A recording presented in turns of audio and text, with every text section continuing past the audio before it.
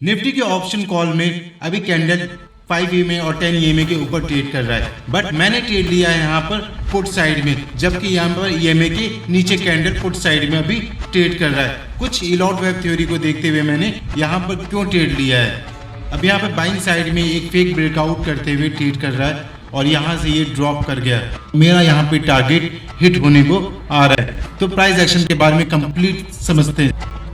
तो 2 आवर के चार्ट पे हमारे पास जो रेजिस्टेंट एरिया बनता है वो है अप्रॉक्सी, जहां से रिटेस्ट करके कल मार्केट गैप अप खुल के ऊपर खुल गया, उसके बाद अगेन वापस रेजिस्टेंट एरिया पे रिटेस्ट कर रहा है अभी, ना कि ये ब्रेक किया है अभी, रेजिस्टेंट एरिया को वापस नीचे नहीं आया है और ये अपना सपोर्ट एरिया बनता है अगेन ये एरिया।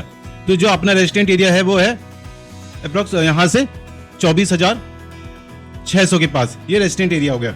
और कल का प्रीवियस डे का जो क्लोजिंग था, वो प्रीवियस डे की क्लोजिंग जो हमारे पास थी वो एरिया है 24,556 के पास। अब हम यहाँ चलते हैं 15 मिनट के चार्ट पे। 15 मिनट के चार्ट पे देखते हैं तो मार्केट बेसिकली इस एरिया पे आ चुका है। अगर ये इस एरिया को ब्रेक करता है, इस एरिया को ब्रेक करेगा तो ये नीचे वापस अगेन आएगा। अगर यहाँ से पुल बैक करता है तो ये वापस ट्रेंड में जा सकता है इस एरिया को ब्रेक करने के लिए आने वाले आज में या कल में, बट ये बहुत बड़ा एरिया है, इसमें मार्केट अभी साइडवे हो सकता है। अब हम आगे निफ्टी के पुट कॉल पे, अभी हमें कॉल पे ये एरिया था जहां इसने लिक्विडिटी स्वैप किया, जहां से बार बार मार्केट रिटेस्ट कर रहा था, वापस पुल बैक मार रहा था। ये एरिया, ये एरिया, ये एरिया, ये एरिया, अगर इस एरिया को नीचे नहीं आता अगेन यहाँ से ऊपर जाता है तो हमें ट्रेड ऊपर के लिए साइड के लिए मिल सकता है। अगर इसे ब्रेक करता है तो हमें पुट के साइड मिलेगा ट्रेड। तो हमें अभी क्या करना है, हमें यहाँ बेसिकली एनालाइज करना है अभी मार्केट में किस साइड ये जा सकता है। तो निफ्टी भी यहां से अभी बेसिकली ऊपर के साइड जा रहा है। अभी ये एरिया है सपोर्ट एरिया, ये अभी सपोर्ट एरिया है। अभी इस सपोर्ट एरिया पे अगर देखते हैं क्या करता है, ये क्या सब सपोर्ट एरिया, इस सपोर्ट एरिया के पास आएगा निफ्टी 24,555 के पास, या यहीं से अगेन ऊपर जाएगा।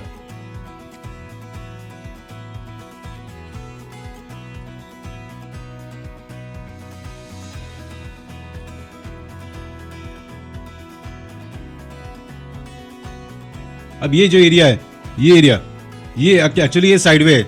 जो 24,450 का जो कॉल है ये अभी कंप्लीटली साइडवे है।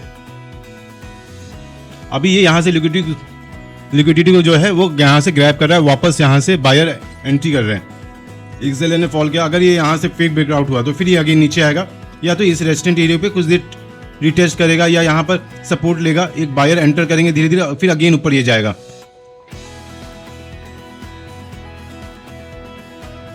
हमें कोई भी ऐसा देखने की जरूरत नहीं कि पुट कहाँ है, कॉल्स में कहाँ है, हमें डेटा पे देखने, हमें प्योरली प्राइस एक्शन को ही फॉलो करना है यहाँ पर।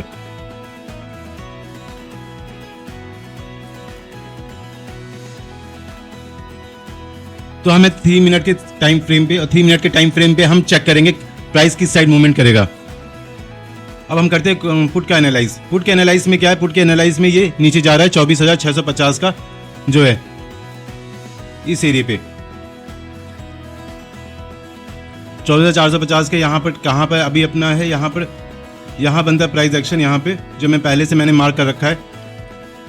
अगेन ये इस एरिया पे आया, ये यहाँ से स्टार्ट किया, साइडवे रहा, साइडवे से ये नीचे ब्रेक कर गया, ब्रेक करने के बाद ये अगेन ऊपर गया और ये यहाँ पे अभी सपोर्ट, अपने सपोर्ट एरिया के पास रिटेस्ट कर रहा है। ये यहाँ से अगर ये यहाँ से अगेन वापस नीचे जाता है तो ठीक है, नहीं तो अगेन ये इस एरिया को टच करेगा। इस एरिया को क्यों, क्योंकि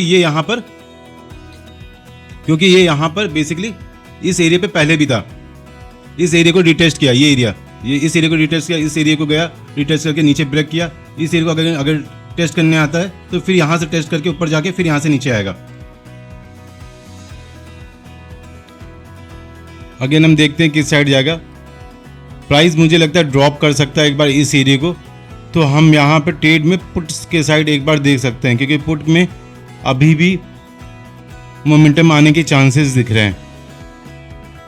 प्राइस कभी भी अगर कैंडल्स के बीच में है, कैंडल के बीच में 5 में ये कैंडल है, और इस कैंडलों के बीच में अगर कोई भी EMA बनते हैं, कोई भी EMA, तो वो साइडवे है। जब तक प्राइस ऐसे मूव करेगा और कैंडल इनके बीच में आएगा तो ये एक मूवमेंट है ऊपर जाने का। देखो यहाँ पर बायर और सेलर दोनों कंफ्यूज है किस साइड ले जाना है। ये दोनों कैंडल जो बने यहाँ पर, ये ये अभी तक कंफ्यूजन है, ये कंफ्यूजन कैंडल है। यहाँ पर ना बायर और सेलर दोनों नहीं है। कई बार ये सपोर्ट का काम करता है, कई बार ये ड्रॉप करने का काम करता है।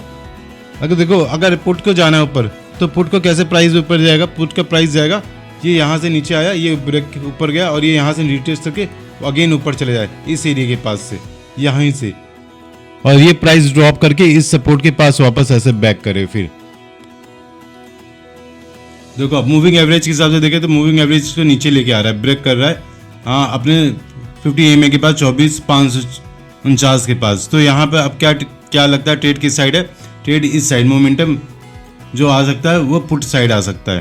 तो पहला कैंडल हमेशा मोमेंटम का बनना चाहिए। जैसे मैंने कहा, ये एक फेक ब्रेकआउट हो सकता है, ठीक है, क्योंकि प्राइस का जो प्राइस एक्शन जो कहता है वो प्राइस एक्शन कहता है लॉ ऑफ वेब थ्योरी के हिसाब से। अगर प्राइस ऐसे गया है तो एक बार इसको ऐसे आना होगा, तब ये मोमेंट में एंटर करेगा। अगर मुझे एंट्री करनी है तो मैं पुट के साइड, अभी ज़्यादा चार्ट मुझे ज़्यादा कॉन्फिडेंट आ रहा है चार्ट को देख के, और मैं उसके साइड ही एंटर के लिए सोचूंगा। 77.00 यहाँ पे एंट्री का मार्क किया। अगर इसके ऊपर जाता है तो मैं ट्रेड में एंटर करूँगा। अब कई लोग क्या होगा, कई लोग यहाँ पर मूविंग एवरेज देख रहे हैं, मूविंग एवरेज के सपोर्ट पे कॉल पे है तो हम यहाँ पे एंटर करेंगे, तो मूविंग एवरेज ऊपर जाएगा तो हमें ट्रेड मिलेगा। और ये पुट के नीचे मूविंग एवरेज में कैंडल पुट मूविंग एवरेज के नीचे है तो एंट्री नहीं बनती यहाँ पर। जैसे मैंने बोला था कि यहाँ पर फेक ब्रेकआउट करेगा, यहाँ पे ये फेक ब्रेकआउट किया। तो ये प्राइस कैसे मूव किया? ये प्राइस मूव किया है बेसिकली पुट का प्राइस नीचे आया, एक अगेन ऊपर लिया, फिर उसके बाद रिटेस्ट करता हुआ वापस इधर जा रहा है। तो इसलिए मुझे यहाँ पे चार्ट पे दिख रहा था कि प्राइस इस एरिया को ब्रेक करेगा, मीन्स इस एरिया के पास अगेन वापस आने की कोशिश करेगा इस एरिया पे। ये इसका एरिया कहीं मार्क होता है जहाँ पे ये प्राइस आ सकता है पुट के साइड। प्राइस अगर इस एरिया को ड्रॉप करता है, इस एरिया को अप्रॉक्स आपका क्या नाम है 123 कॉल को, और यहाँ पे ये ड्रॉप करता है इस एरिया को जो कि यहाँ पर अभी है अप्रॉक्स 24,556 इस पे अगर ब्रेक करता है तो ये इस एरिया के पास कहीं आएगा अपने। देखते हैं हमारे टारगेट के पास आता है।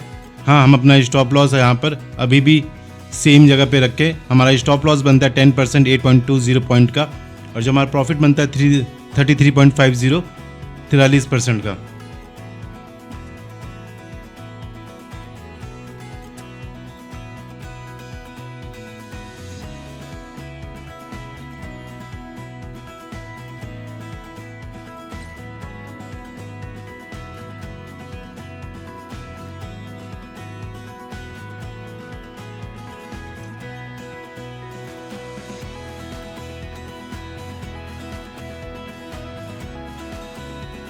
प्राइस हमारे मोमेंट के पास आ गया। अब हमें चेक करना कि रिटेस्ट करता है या ये डायरेक्ट रेजिस्टेंट एरिया को सब के पास जाके फॉल करता है।